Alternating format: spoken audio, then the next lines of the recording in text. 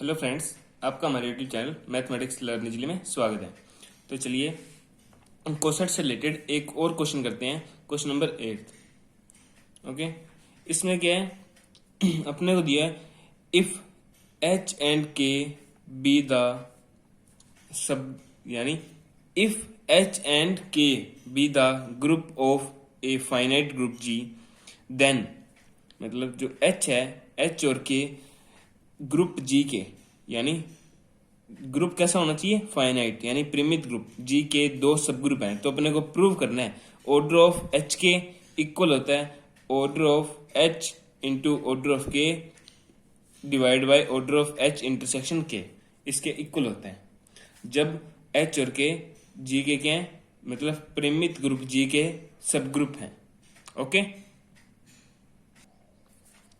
अपने मान लिया अपन। तो चलिए इसका प्रूफ देखते हैं, यानी सॉल्यूशन देखते हैं। इसका सॉल्यूशन इस प्रकार है। सबसे पहले अपने को लेट करना पड़ेगा, n है ना, n ये h इंटरसेक्शन k के इक्वल है। अपने को ये लेट करना है, कोई भी अपने n लिया है वो क्या है, h और k का इंटरसेक्शन है, और अपने को पता है n सबसेट है k का, n सबसेट है k का। जब n k का सबसेट होता है तो n इज ए सब group of k, n k का सब ग्रुप कहलाता है। ठीक है, n सबसेट है k का, तो n इज सब group of k। k can be के, n है सब ग्रुप किसका, k का, यानी n के सभी लेफ्ट या राइट कोसेट्स का जब अपने यूनियन करते हैं तो वो k के इक्वल आता है। तो अपने लिख सकते हैं k can be partition into distinct right cosets से, मतलब वो राइट कोसेट्स कौन कौन से हैं, nk1 nk2, यानी k के एलिमेंट, k है वो g का एक ग्रुप है, g का ग्रुप है, k है वो n का ग्रुप है और n उसका सब ग्रुप है k का। n है वो k का सब ग्रुप है, यानी k के एलिमेंट को n के एलिमेंट से जब लेफ्ट या राइट साइड से मल्टीप्लाई किया जाता है उसे क्या कहते हैं, कोसेट्स कहते हैं, यानी right cosets of n in k। जैसे अपने h g का सब ग्रुप होता है तो h के सभी यानी g के एलिमेंट्स को h के एलिमेंट से जो मल्टीप्लाई करते हैं तो क्या आता है, राइट या left cosets of h in g। इसी प्रकार जब अब n है ये k का क्या सब ग्रुप है, अब इसके k के एलिमेंट को n के एलिमेंट से, k के एलिमेंट को n के एलिमेंट से जब उन्हें मल्टीप्लाई करते हैं तो ये राइट कोसेट्स आते हैं किसके, k के, right cosets of n in k। तो देखते हैं इस प्रकार nk1 nk2, इसी प्रकार अपने ले सकते हैं nkr, r डिफरेंट कोसेट्स हैं। इन सभी कोसेट्स के यूनियन को k के इक्वल कर सकते हैं, क्योंकि k क्या है, n का सब, k है वो n का ग्रुप है। ठीक है, nk1 union nk2 union nkr। Okay, इसको इक्वेशन नंबर ए दे देते हैं। और जब अब सभी क्या है, डिफरेंट यानी अपने n के डिफरेंट राइट कोसेट्स के जब यूनियन को k के इक्वल कर देते हैं तो सभी क्या है, डिफरेंट है, यानी इनका अपना ऑर्डर देख सकते हैं, क्योंकि ये सभी एलिमेंट डिफरेंट है, सभी कोसेट्स है ना, सभी राइट कोसेट्स डिस्टिंक्ट है तो इनके ऑर्डर भी आपस में इक्वल होंगे। तो ऑर्डर को किस प्रकार से लिखते हैं, order of nk1 plus order of nk2 plus there is just order of nkr। ठीक है, और अपने जानते हैं क्या, ऑर्डर ऑफ h होता है वो ऑर्डर ऑफ h के इक्वल आता है। इस कंडीशन से ये मैंने थ्योरम करवा रखी है, आप मेरे चैनल पर प्लेलिस्ट पर जाकर इस थ्योरम को प्रूफ देख सकते हैं। यानी ये क्या है, h का राइट कोसेट इन g, ये ऑर्डर ऑफ h के इक्वल होता है। ये n का राइट कोसेट्स इन k, इसको अपन लिख सकते हैं order of n। I hope आपको ये समझ में आ गया होगा। इसी प्रकार इसको भी क्या लिख सकते हैं, order of N plus dash dash dash order of N, इसको भी ऑर्डर ऑफ एन लिख सकते हैं। तो कितने times, R times order of N, यानी R into order of N, R times है तो आर का इससे गुना कर देंगे, मल्टीप्लाई। तो ये order of K equals to R dot order of N, यानी आर की वैल्यू कितनी आ गई, order of K upon order of N. इसको इक्वेशन नंबर 1 दे देते हैं। ओके, तो अपने इस इक्वेशन से अब आगे देखते हैं from equation A. From equation A V है, इक्वेशन ए कौन सी थी, इक्वेशन ए ये थी, यानी एन के सभी राइट कोसेट्स का यूनियन को के इक्वल कर सकते हैं, क्योंकि के एन का क्या है, ग्रुप है, और एन के का क्या है, सब ग्रुप है। ओके, इससे अपने यह जानते हैं के क्या है, एन के 1 union N K 2 dash dash dash union N K R, इस तरह ले सकते हैं। अब अपने पास ऑर्डर ऑफ के आ गया, ऑर्डर ऑफ एन आ गया। अब इसको यानी अपने को प्रूव क्या करना है, ऑर्डर ऑफ के एच, यानी के के साथ एच का मल्टीप्लाई करना है, यानी के के साथ किसका मल्टीप्लाई करना है, एच का। तो कर देते हैं सभी के साथ, यानी इन सभी के साथ एच का मल्टीप्लाई कर देते हैं, एच एन के 1 union H N K 2 union H N K R. Okay, इस तरह लिख सकते हैं अपने। और अपने को पता है, अपने यह चीज जानते हैं एन क्या है, और एन बिलोंग्स टू क्या हो, यदि एन बिलोंग्स टू एच हो तो अपने यानी एन सबसेट है एच का। इसका मतलब ये है एन यदि एच में से बिलोंग कर रहा है तो एन क्या है, सबसेट है एच का। तो अपने एक थ्योरम की थी, अपने थ्योरम की थी, यदि ए बिलोंग्स टू एच होना तो एच ए को अपने किसके इक्वल लिखते हैं, एच के इक्वल लिखते हैं। ये आप मेरे यूट्यूब चैनल पर देख सकते हैं इस थ्योरम को। ठीक है, तो एन बिलोंग्स टू एच है तो अपने एच एन को क्या लिख सकते हैं, एच लिख सकते हैं।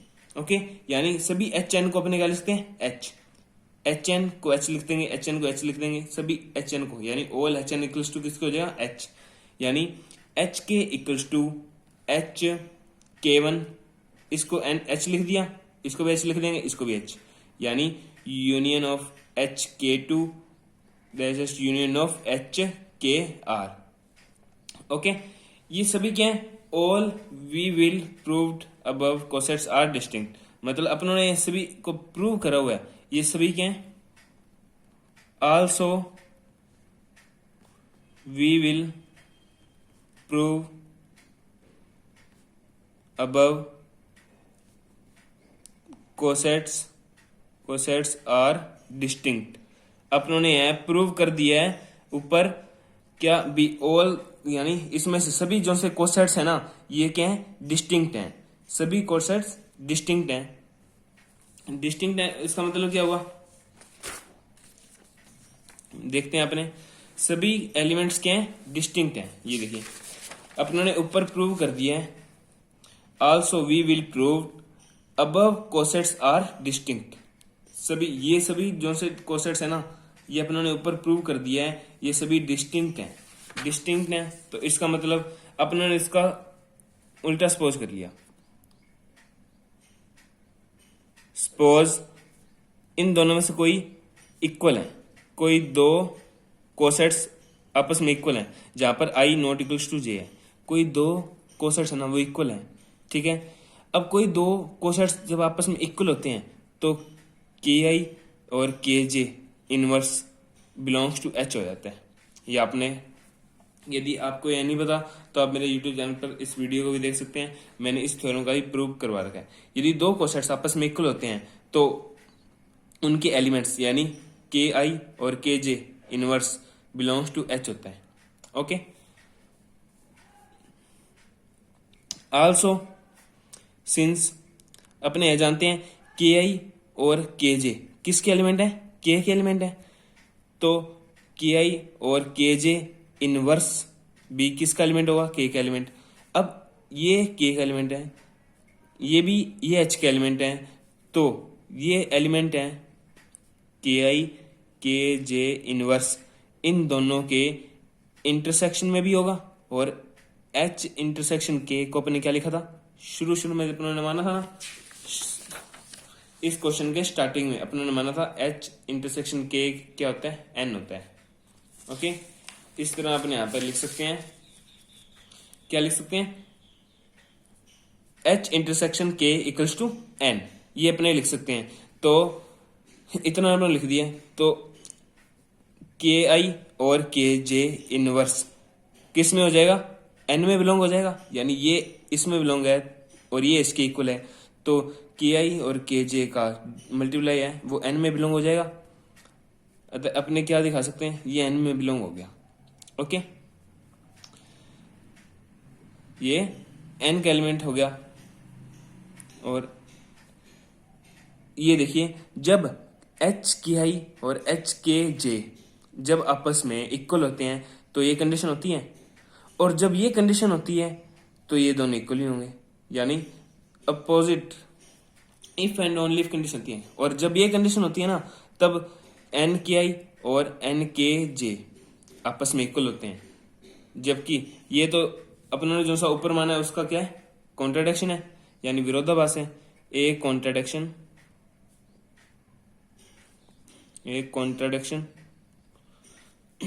thus all HKI are distinct। अपनों ने कहा है all HKI है ना, वो क्या है, डिस्टिंक्ट होंगे, तो उनका ऑर्डर भी क्या होगा, यानी उसको अपने ऑर्डर की फॉर्म में लिख सकते हैं, ऑल HKI इक्वल्स टू क्या है, डिस्टिंक्ट है। यानी ये अपने इसका कॉन्ट्रडिक्शन ही सपोज किया था, अपने इसको ना क्या प्रूव करना था, ये सभी जो से क्या कोसेट्स हैं ये ऑल आर डिफरेंट है, ये डिफरेंट है। अपनों ने इससे कॉन्ट्रडिक्शन यानी उल्टा सपोज कर लिया, क्या ये दोनों इन दोनों में से कोई इक्वल है, यानी सभी अलग अलग नहीं है, कोई दो इक्वल है, और उसका अपनों ने कॉन्ट्रडिक्शन प्रूव कर दिया। यानी क्या प्रूव कर दिया, सभी यानी HKI है ना, वो सभी क्या है, डिफरेंट है, तो उनको ऑर्डर के रूप में लिख सकते हैं अपने, डिफरेंट है। यदि सभी HKI डिफरेंट हैं तो अपने उनको ऑर्डर की फॉर्म में लिख सकते हैं, इस तरह ऑर्डर ऑफ HKR इस तरह लिख सकते हैं। और अपने जानते हैं क्या, जब ऑर्डर ऑफ H होता है ना, वो ऑर्डर ऑफ H के इक्वल होता है। ये भी मैंने थ्योरम करवा रखी है इस क्वेश्चन में, पीछे वाली बहुत इंपॉर्टेंट थ्योरम मैंने जो सी करवा रखी है वो बहुत सारी यूज हो रही हैं। आपने देख लिया होगा, 2-3 थ्योरम तो मैंने प्रूव कर दिए इसमें, यानी 2-3 थ्योरमों का इसमें यूज हो रहा है। उसको सबसे पहले आप मेरे चैनल पर जाकर थ्योरम को देखिए, फिर इस क्वेश्चन को देखिए। ये मोस्ट इंपोर्टेंट क्वेश्चन है, most important. Order of HK1 order of HK2, यानी ऑर्डर ऑफ H होता है ना, उसको अपने ऑर्डर ऑफ H लिख सकते हैं, तो इसको क्या लिख सकते हैं, ऑर्डर ऑफ H, इसको क्या लिख सकते हैं, order of H, and so on order of H कितने times, R times order of H, इस तरह लिख सकते हैं, R times order of H, यानी order of HK equals to R into कितनी टाइम्स है, R टाइम्स है ऑर्डर ऑफ H, यानी R times order of H, इस तरह लिख सकते हैं। यानी R की वैल्यू निकाली यहां से, order of HK upon order of H, इस तरह लिख सकते हैं अपने। ये इक्वेशन 2 देते हैं इसको, ठीक है। अब R की वैल्यू यहां पर अपनों ने R की वैल्यू ये भी निकाली है, यानी इक्वेशन फर्स्ट एंड सेकंड से R यहां पर भी R इक्वल्स टू ये है, और इक्वेशन सेकंड से from equation first and second, यानी दोनों इक्वल्स टू में R है, तो लेफ्ट साइड इक्वल है तो राइट साइड भी क्या होंगी, इक्वल होंगी। तो इससे अपने क्या लिख सकते हैं, order of K upon order of N equals to है ऑर्डर ऑफ HK अपॉन में ऑर्डर ऑफ H, इस तरह लिख सकते हैं। अब ऑर्डर ऑफ H की वैल्यू निकालनी है अपने को, ऑर्डर ऑफ HK यानी ऑर्डर ऑफ HK की वैल्यू निकालनी है, तो क्या आ जाएगा, इसको इधर साइड मल्टीप्लाई कर देंगे, इसको इधर साइड मल्टीप्लाई कर देंगे, तो ऑर्डर ऑफ H की वैल्यू आ जाएगी, यानी order of H dot order of K upon में ऑर्डर ऑफ N। और N को अपने क्या लिखा था, N को अपने इस क्वेश्चन के स्टार्टिंग में ही क्या माना था, H इंटरसेक्शन K, ये माना था।